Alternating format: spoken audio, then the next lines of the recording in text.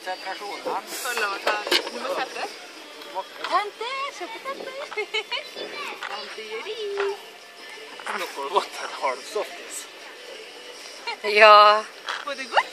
Det var veldig godt. Vil du ha mer kjøtt? Du må si ifra, du, Mads.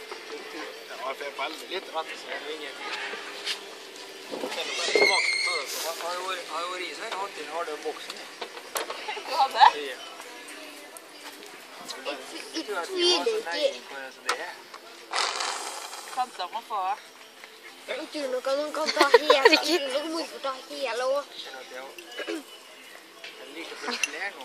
Det er god, Martin. Ja. Softis cola. Var det godt? Ja. Når du kommer på besøk til tante, vet jeg. Når mamma og pappa ikke ser det, da skal vi spise softis. Ja, det blir det. Da kan vi spise softis.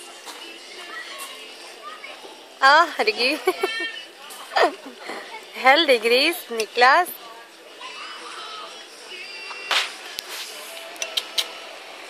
Hvorfor er det? Det er bra, hvorfor er det?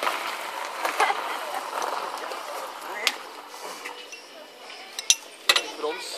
Du må gi kanskje litt mer. Tante til å kjøpe sal til det. Det er noe der. Det er så veldig godt.